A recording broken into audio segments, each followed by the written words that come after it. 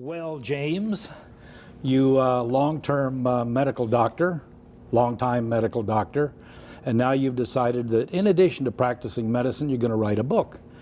And you've written a book. But let me say this before you talk about the book. My wife, who reads all the time and who reads at least 120 books a year, tells me she's read it and that it's excellent. And so talk about that book. Thanks, Jim. Thanks for having me here. Since you've made the introduction to Beverly, you know, one of the motivations that kept me writing this was Beverly coming up to me one evening when we were having dinner, and she said, "Jim, I couldn't put it down."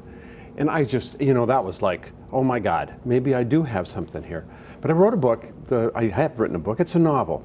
The title is Conversations for Paco. And in a minute, I'll talk a little bit about where that title comes from. But the substance of the book is something like this. It's a mysterious illness is about to splinter an unsuspecting family. And of course, to make the book fun to read, you know, a novel should be entertaining. I laced it with love, lust, debauchery, and greed to keep people turning the doggone pages. You know, if you wrote a nonfiction book about healthcare in America, after the first 25 pages, you'd say, "Oh my God, can I keep reading this?" So it's a very serious work. I want people to understand more about the environment of our healthcare system. I'm really passionate about that.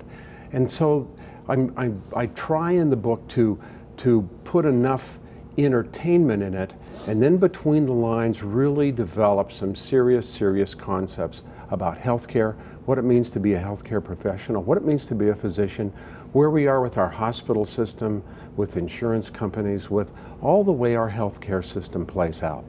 So I had a lot of fun writing the book. I selected a very blue-collar family who, in which Paco gets ill.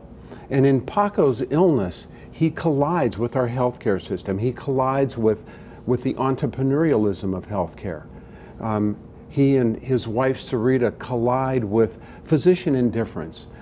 You know, there's hundreds of thousands of good doctors in our country. The system in and of itself has a lot of good to be said about it, but it also has some issues. And so Paco and Sarita collide with that system.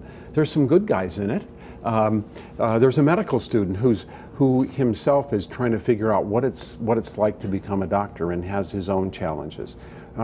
There's their personal family doctor. Of course, you know, I'm a family doctor, so the family doctors are good guys, right? So there's a family doctor in it that's working hard within the system to do what's right for them.